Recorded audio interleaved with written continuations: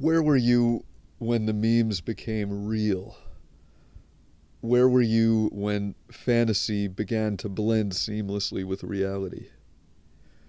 Where were you when George Orwell's 1984 became the most accurate literary description for the real world in which we live?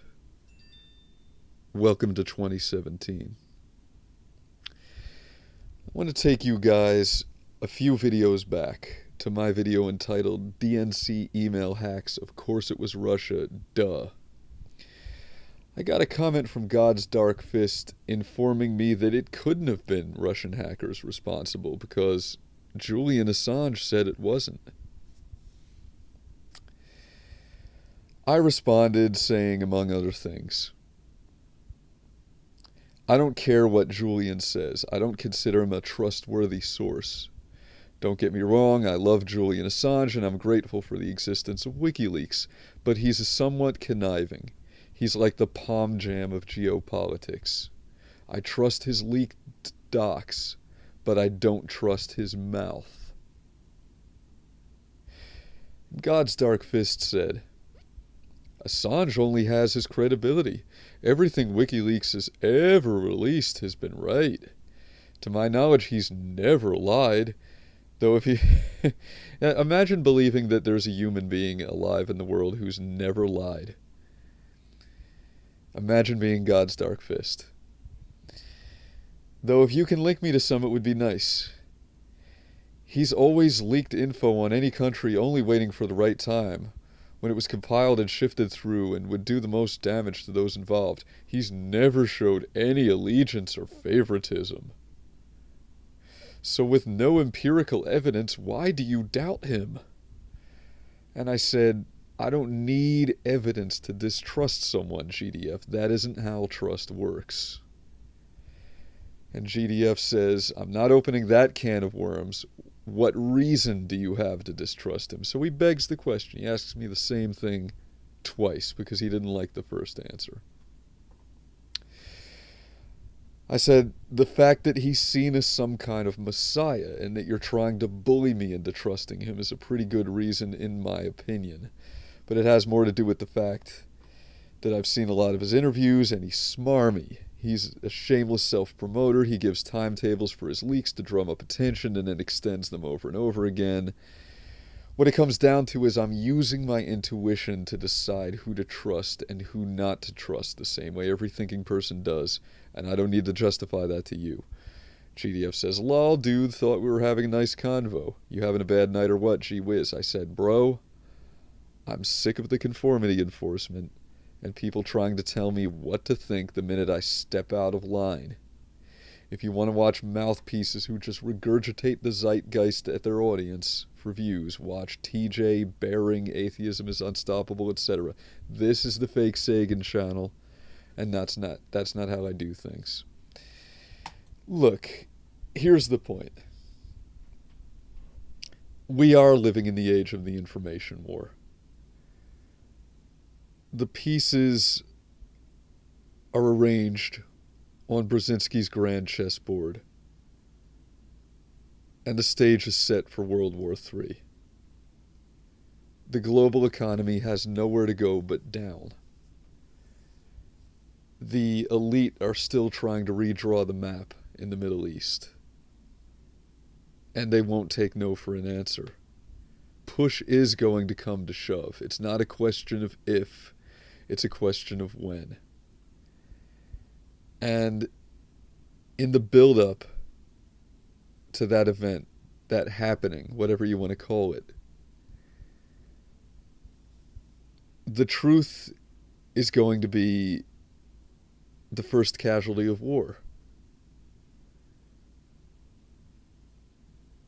Everything is about controlling information, controlling opinion.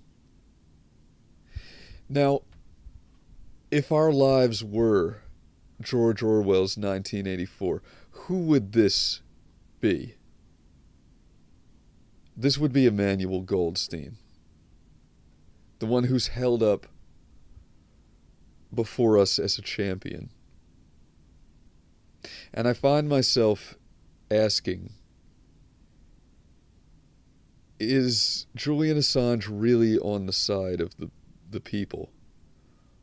Or is he an apparatchik of the party?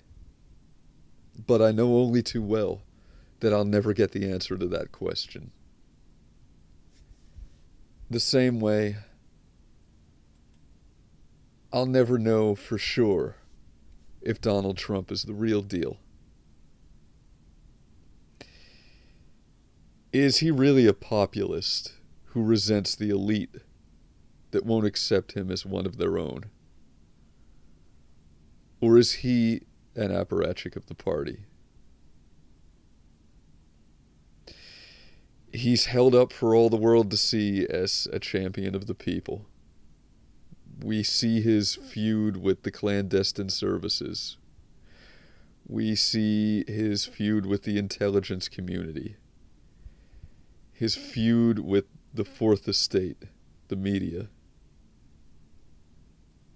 They're working very hard to make me love this man.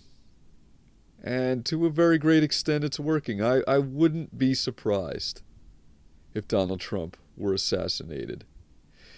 If there were some bloodless coup against him, perhaps a screw job by the Electoral College, or an early term impeachment. None of that would surprise me. It also wouldn't surprise me if he turned out to be the next Obama. I just don't know. One thing I do know is that attention spans are only growing shorter. People only growing more easily manipulated. They've got us all talking about the quote-unquote BLM kidnapping, Pizzagate, Pissgate, the Trump press conference, and who's fake news. We've all already forgotten about this, and it hasn't even been a month. This is the story of the minute. The media in Turkey are calling it a false flag. The Russian government is calling it a false flag. Both countries believe it was an attempt by the United States to sabotage peace negotiations between the two. And we're talking about kidnappings and Pissgate. I don't have any concrete answers. My intuition is to trust this man. And I'm fond of this man here.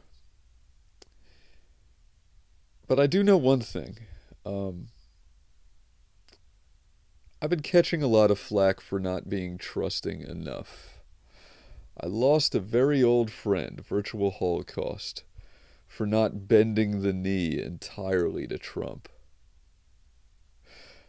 I'm a Trump supporter, but at the least, slightest criticism, Virtual Holocaust reacted like a Muslim would react to Salman Rushdie. It's like I was an apostate for even questioning Trump's motivations. And God's dark fist seems to want to browbeat me into giving unquestioning allegiance to Julian Assange. Well, the thought that I would like to leave my audience with tonight is the following one. In 2017, the year when the memes became real, when fantasy became reality, when everything is propaganda and spin, and the manipulation of opinion. If you trust anyone unquestioningly, you're a fool. Trust no one. That's about all.